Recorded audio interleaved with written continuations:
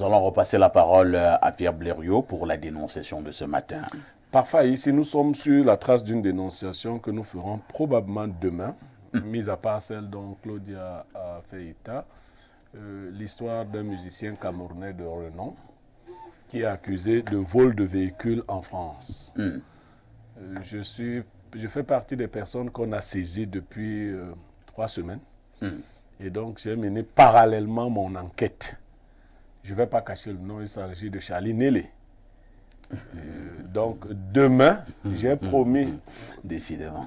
Oui, là, c'est un ami à lui, qui s'appelle aussi Charles. Charles Mbappé. Peut-être vous ne suivez pas beaucoup les réseaux sociaux parce que ça a déjà inondé les réseaux sociaux. Hier même, Charlie a fait une sortie sur une télévision de la place. Donc, j'ai écouté toutes les parties. Il y a une dernière personne à écouter aujourd'hui, c'est Sergio Polo. Donc, quand j'aurai terminé d'écouter Sergio Polo sur la question, demain, probablement, je viendrai faire mon propre déballage. Mais, oui, donc, il faut s'attendre à ce que ce soit tonitruant. Maintenant, pour aujourd'hui, j'ai la dénonciation d'une sœur, une grande sœur, qui a accueilli sa petite sœur chez elle, ici à Yaoundé, pour des raisons d'études. Sauf qu'à l'heure où nous sommes, sa petite sœur lui a déjà pris son mari. Oh là là. Oui, sa petite sœur lui a déjà pris son mari. Et ce qui est grave, en fait, c'est que sa petite sœur lui demande de libérer le domicile. Okay. Oui, oui, c'est ce qui est grave. Elle a même consenti à laisser que les choses se fassent comme ça. Mais elle, le plus difficile ici, c'est qu'elle ne pense pas que ce soit une affaire naturelle. Oui, elle m'a dit que son mari est quelqu'un d'assez discipliné dans ce domaine-là. Elle ne dit pas qu'il n'a pas souvent eu d'aventure hors mariage. Donc, ce n'est pas le genre d'homme dont on craindrait ce genre de choses si la sœur est à la maison. Son mari n'a jamais manifesté la moindre attirance pour sa petite sœur. Il n'y a pas eu de signe avant-coureur qui annonçait que quelque chose pouvait se passer.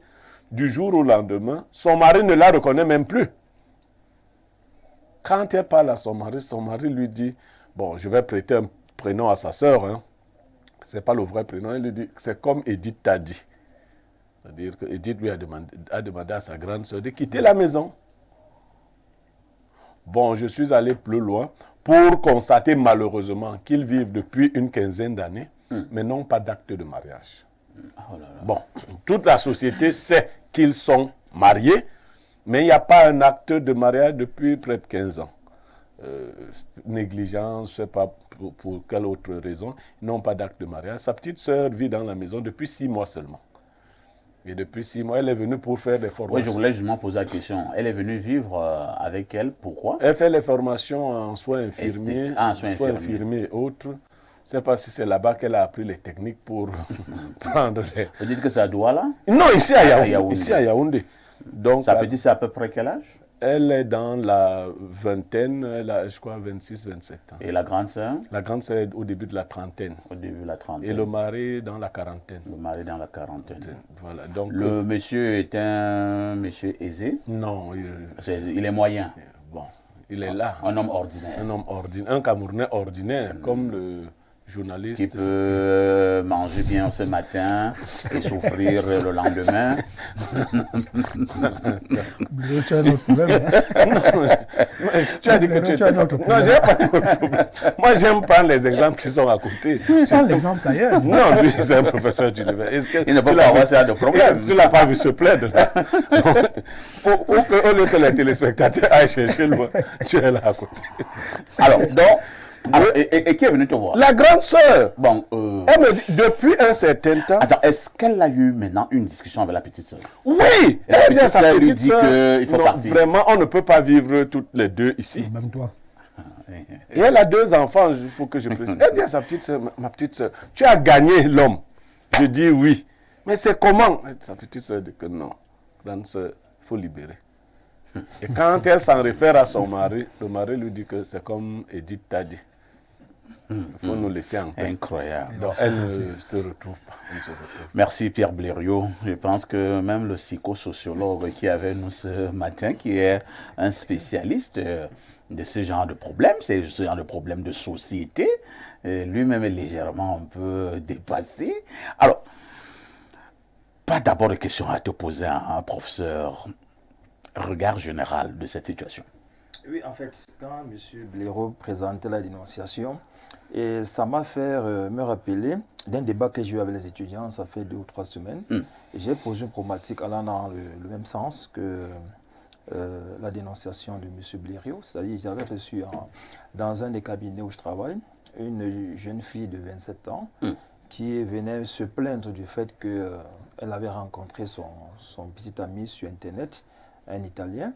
Il est venu ici là pour la chercher et en rentrant, elle rentrait plus tard avec sa cousine. Incroyable. Et la question fondamentale que j'avais posée aux étudiants, c'est de savoir surtout aux étudiants, à la place de cette fille, quelle aurait été leur réaction.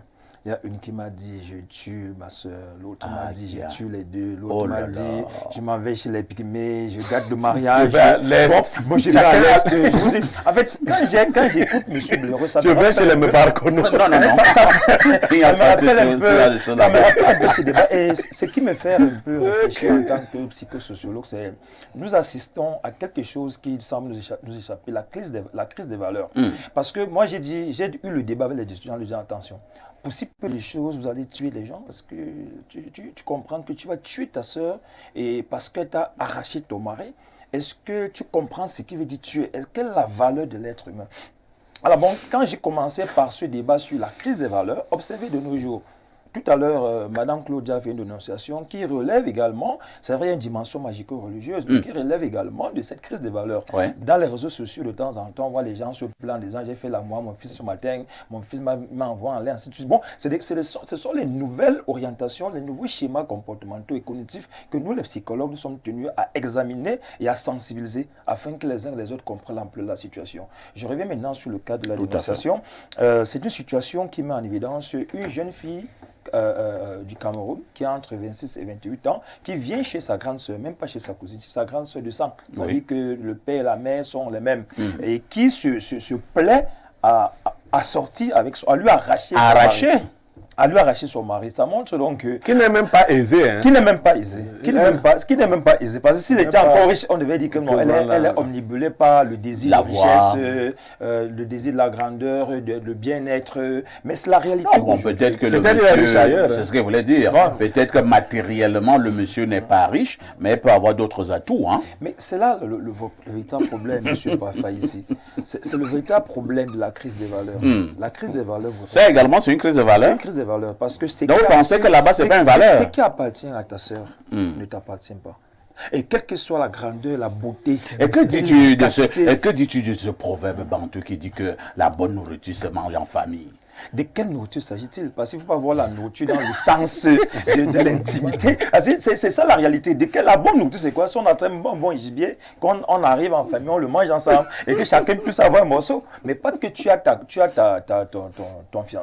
fiancé, ta petite soeur vient regarder ton fiancé. Franchement, on devrait se rendre compte que nous sommes dans une société... Pour l'instant, professeur, elle ne se limite même plus seulement à regarder le fiancé, mais elle arrache même déjà. On va lui demander à sa grande sœur de libérer la maison. De libérer la maison, c'est une question d'éducation. Une éducation aux valeurs qui voudrait que quand quelque chose ne t'appartient pas, tu ne regardes pas. Quand ta grande sœur a son fiancé ou son mari, quelle que soit la beauté, quel que soit ce que dit notre frère Blériot, l'engin, parce que je l'ai souvent entendu par l'engin, quel que soit l'engin qu'elle a, l'instrument, voilà, quel que soit, tu ne devrais pas regarder, tu devrais aller ailleurs. Maintenant, qu'est-ce qui se passe sur le plan un peu, si on veut un peu aller dans les relations à l'autre, on se rend compte qu'au jour d'aujourd'hui, il y a une forme de concurrence qu'on observe dans les familles. Et vous allez vous rendre compte que quand vous arrivez dans une famille, les sœurs ont tendance à dire, si il sort avec toi, ça veut dire qu'il peut aussi sortir avec moi. Tu crois que tu as quoi de mieux que moi, je n'ai pas. Quand vous observez un peu avec un recul, il y a une forme de jalousie, de rivalité qui se crée à l'intérieur des familles, entre les filles surtout. Et les filles ont tendance à avoir une forme, entre guillemets, une forme de plaisir, une autre forme de plaisir libidinal qui fait qu'elles ont tendance à se dire la sœur, le copain ou le fiancé ou le mari de ma sœur est plus sucré. C'est-à-dire que voilà la nouvelle orientation. Est-ce qu'à un moment donné aussi, ce n'est pas un fantasme? C'est ça que je vais y arriver. Parce que pour arriver au fantasme, il faudra créer le processus. Ça va être un ensemble de désirs qui naissent et qui nécessite les réalisations par la suite. Bon, les filles aujourd'hui ont tendance toujours à se dire que ma soeur, pourquoi elle? Pourquoi ne pas aller avec elle en rivalité? Parce que, sachez-le, dans les familles de temps en temps, les filles entre elles, elles sont dans une rivalité omniprésente. Tout à fait. Il faut que je te dépasse, il faut que je te montre que je suis au-dessus de toi. Bon, même ce que tu as, je peux l'avoir. Ton mari que tu crois qu'il t'appartient, si je mets deux tactiques là, je le prends, il m'appartient. Je pense que si on prend un peu ce recul, on comprendra. Et d'où viendront les fantasmes. C'est-à-dire que le fantasme de coucher avec le fiancé ou le mari de sa sœur. Ça crée un plaisir. Je vous dis un peu ce que c'est que les fantasmes. Parce que souvent dans la réalité, c'est que les désirs orientés par les fantasmes sont parfois plus bons, entre guillemets, que la réalité. Je prends un exemple. Une femme qui fait des gymnastiques pour quitter sa maison, aller rencontrer dans l'hôtel, aura tendance à croire que cet homme est plus performant que son mari. Parce que c'est le décor, l'ensemble des réalisations, ça crée une ouverture, une forme d'attente, une forme de préparation. Et elle est suffisamment préparée pour recevoir la personne. Et conséquemment, l'acte sexuel, qu'il soit même nul, sera porteur du désir, porteur du plaisir. Et l'autre verra que lui, il est plus fort que son mari. C'est la même chose qui se passe. Comme la femme a créé des dispositions pour accueillir le mari de sa sœur, quelle que soit la puissance sexuelle de son mari, et il y aura un plaisir fou qui peut ne plus un plaisir réel, mais un plaisir comblé dans les fantasmes. C'est pourquoi le plus souvent, je peux donc revenir dans ce qu'on dit que quand on vole, c'est plus sucré. Et on doit également le savoir, la sexualité féminine, elle est pénétrée. Et c'est avant de dire que c'est la femme qui se met dans la posture d'attente et d'accueil. Lorsqu'elle met toutes ces dispositions d'accueil-là, il est plus facile pour elle d'avoir le plaisir et d'avoir de l'orgasme. Cela signifie même que c'est la femme qui doit beaucoup travailler.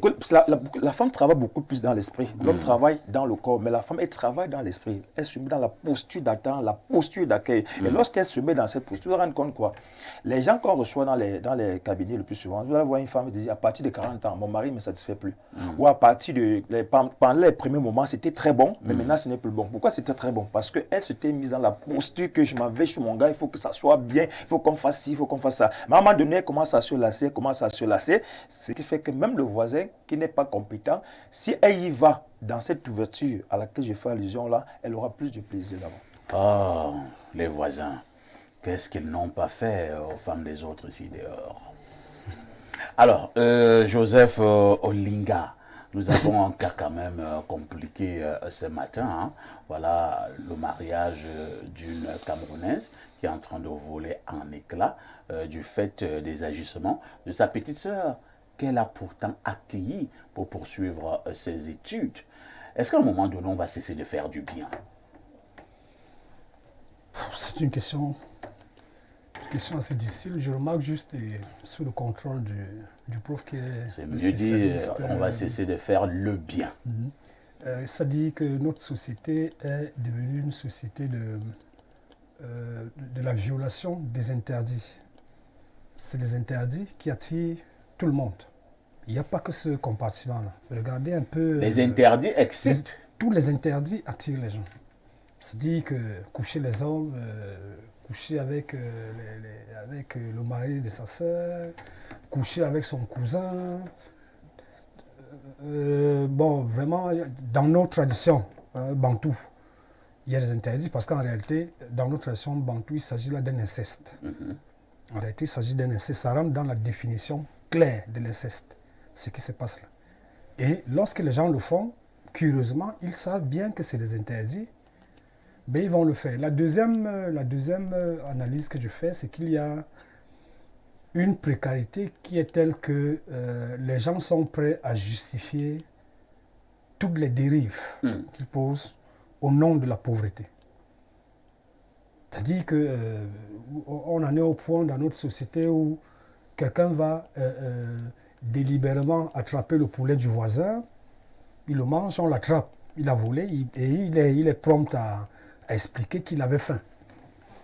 Parce qu'il avait faim, il est fondé à voler le poulet du voisin. Le poulet du voisin. Et ceux qui volent même, c'est les plus doux. parce qu'il a faim, il est même fondé et a arraché le bien de son voisin au vu et au su de tous. Quand il ne le fait pas de manière physique, il introduit une dimension mystico-religieuse même au vu et au su de tout le monde, menaçant même de tuer tout le monde. Donc, Alors, pour le cas d'espèce, que doit faire la grande sœur? Que doit faire? On arrive au point où justement, puisque ce n'est qu'un cas, ce n'est qu'un cas parmi d'autres, j'ai l'impression que, puisqu'on a décidé de rentrer dans les us et coutumes des sociétés occidentales, que personne ne soit donc plus surpris, que quelqu'un n'admette plus un parent chez lui. Parce qu'autant on parle de cette femme, je préfère l'appeler une femme qui a pris le mari de sa sœur, autant on parle des cousins et des petits frères qui habitent chez leurs aînés et qui entretiennent leurs femmes sexuellement, qui font même des enfants. Ah bon? Des cas comme ça. Et que tu prends un cousin chez toi? Non, même pas le cousin. Je dis parfois ici ton propre petit frère. Tu lui dis, viens rester à la maison. Il commence à labourer ta femme. En attendant, et puis pendant que toi tu es occupé... C'est sur ta femme qui montre qu'il est athlétique. Oui, tu te bats pour chercher le pain pour tout le monde. Toi, tu te bats même pour faire en sorte qu'il ait un concours. Voilà. Ou alors qu'il ait une petite activité. Et bon, lui, il trouve que... voilà ce qu'il peut faire de mieux. Tu lui as donné... J'ai vu une bulle comme ça la semaine dernière. Il y a un monsieur qui est arrivé à la maison. C'est parce que c'était une bulle ivoirienne. Et qui dit à sa femme, il a droit à tout ce qu'il y a ici. Et puis, la deuxième séquence de la bulle, quand il revient, il constate que sa femme est dans la chambre avec son petit frère. Et lui, il lui demandait, mais qu'est-ce qui se passe? Elle dit que tu as dit qu'il a droit à tout ce qu'il y a ici. Il a droit à tout ce qu'il y a ici. Donc, vraiment, il y a quelle blague. Moi, je n'ai pas trouvé qu'il y a un problème comme ça. Donc, il y a cela. Il y a aussi que n'oubliez pas, nous sommes tous des observateurs sociaux. N'oubliez pas qu'il y a une dimension mystico-religieuse qui s'est emparée de notre environnement. Au point où je ne sais pas pour que les choses soient vraies ou pas. Puisque les gens vont chez des supposés, des prétendus mystiques, féticheurs, on dit, bon, pour atteindre tel objectif, voilà le passage dans lequel, voilà on te donne une batterie de choix, de conditions. Bon, voilà, toi, si tu veux atteindre ceci, il faut faire ceci, il faut faire ceci. Bon, pour le cas d'espèce, quand même, c'est pas ça. Non, ça existe. Ça existe. Je vais vous dire, vous êtes Bantou comme moi. Nous sommes tous des Bantous ici. Au-delà des connaissances livresques, nous savons que lorsqu'un autre homme couche avec ta femme, en réalité, il a accès désormais à une partie de toi.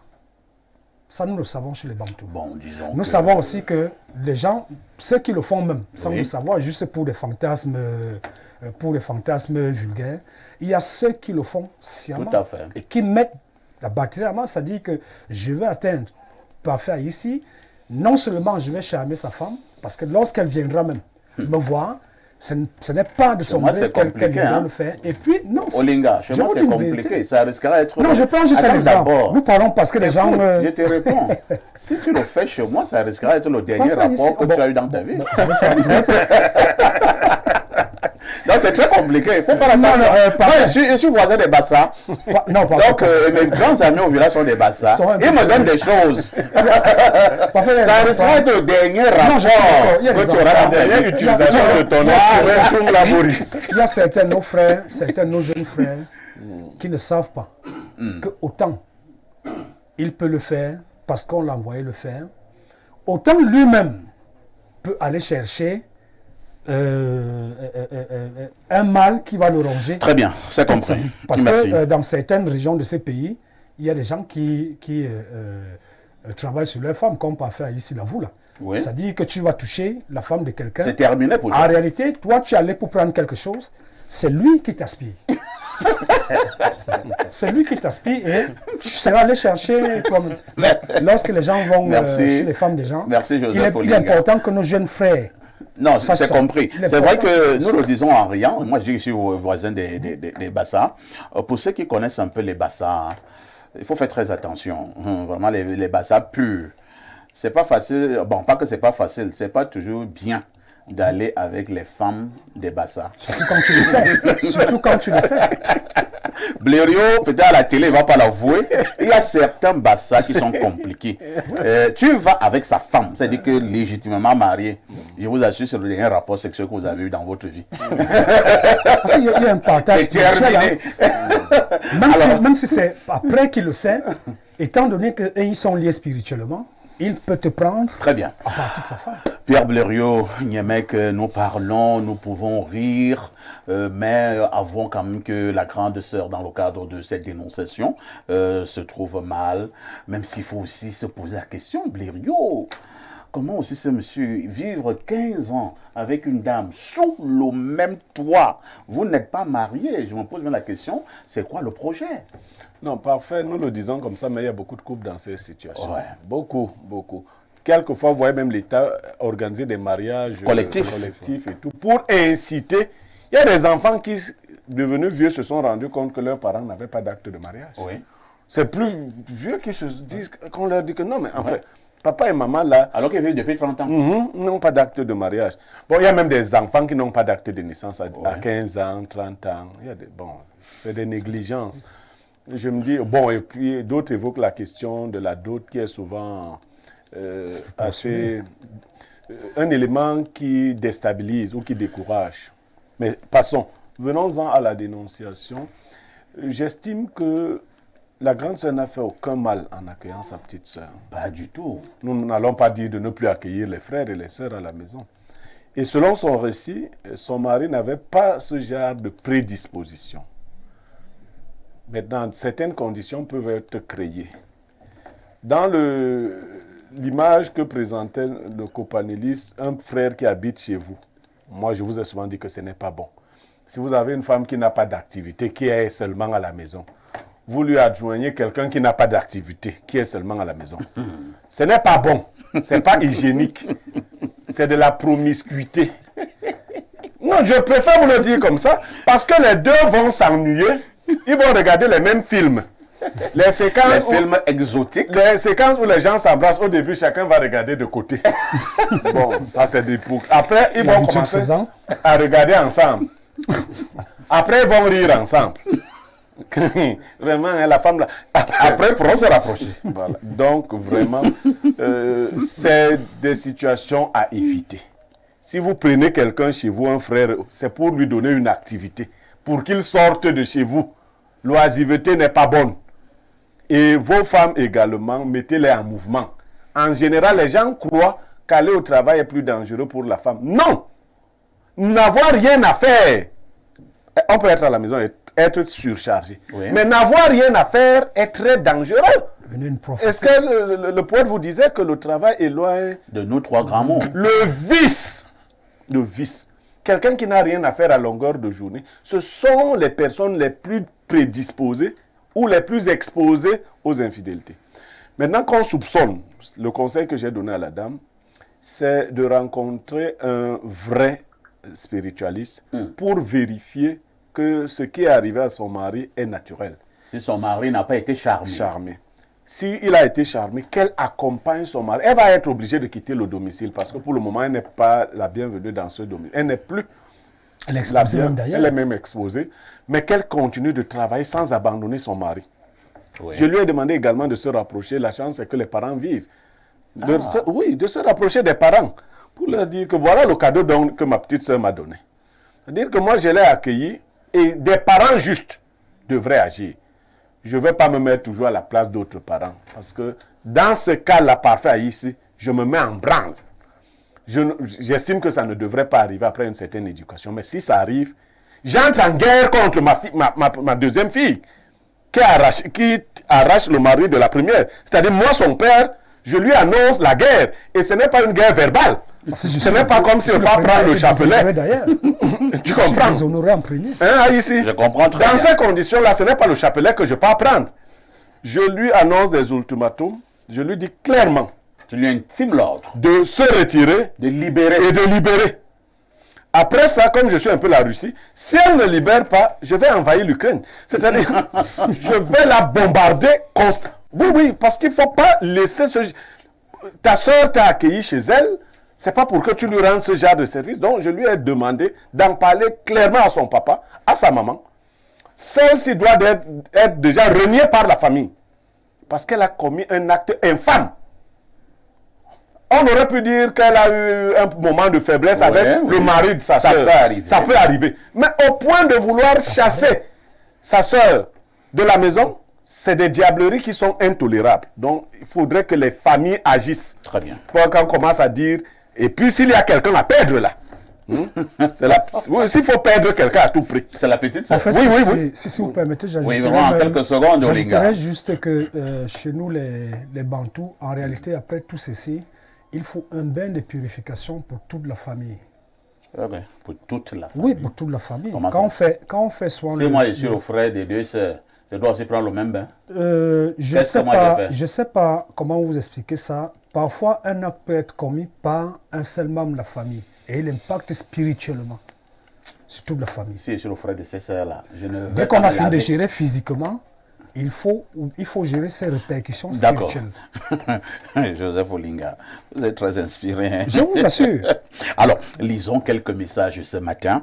Bonjour, Espace Miné. Elle a arraché le mari de sa sœur. Le mari, c'est un clou sur un mur qu'on arrache.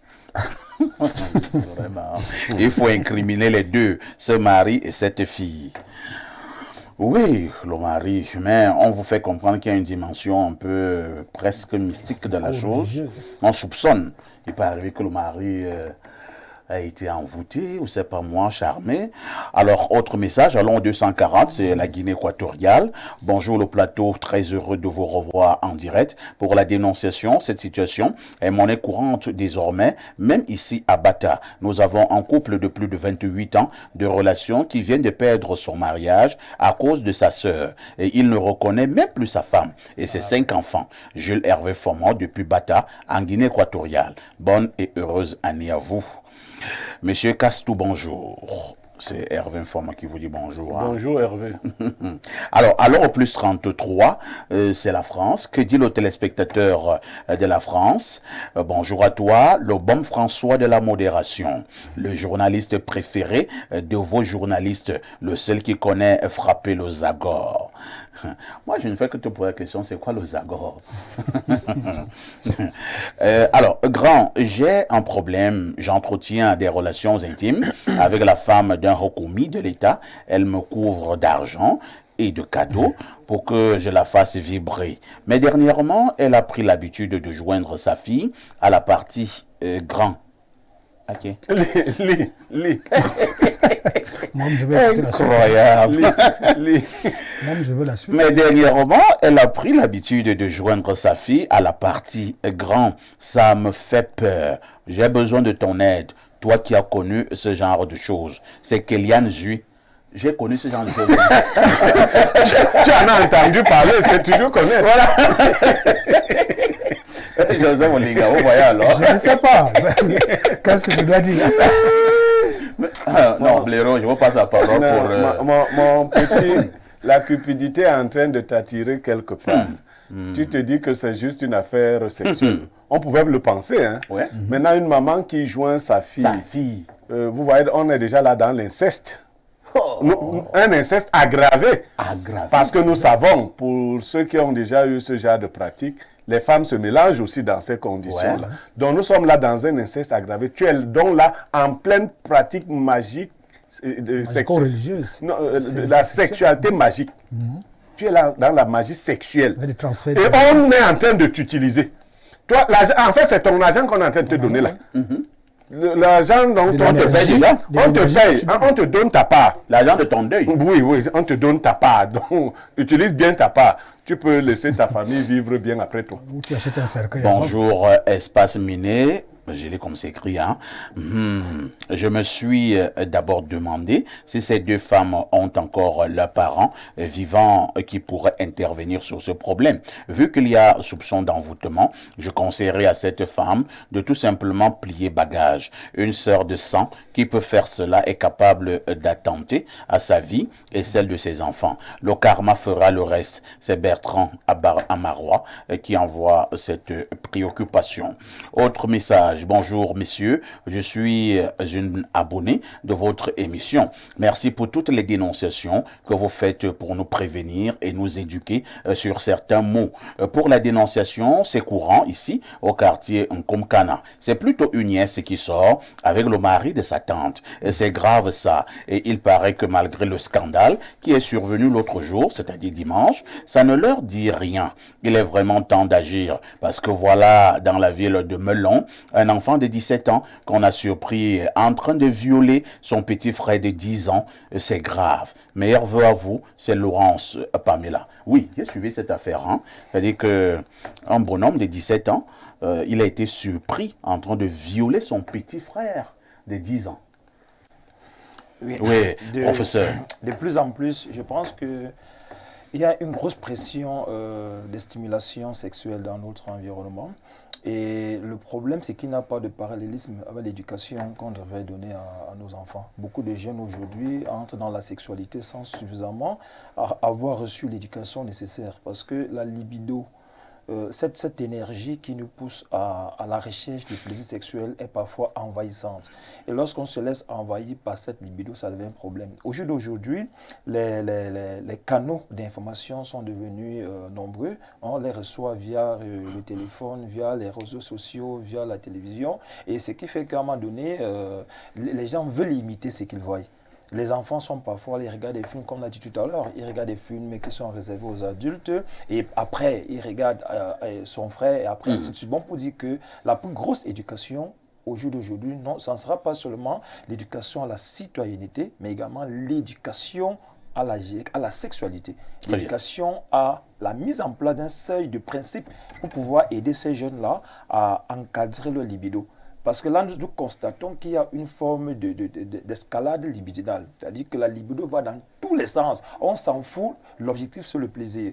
Et si on est dans cette structuration de on s'en fout, l'objectif c'est le plaisir, on peut l'avoir avec sa mère, on peut l'avoir avec le mari de sa sœur, on peut l'avoir avec son frère. Bon, les psychologues, les sociologues, ainsi de suite, sont tenus à un devoir de sensibilisation et d'éducation sexuelle. Très bien.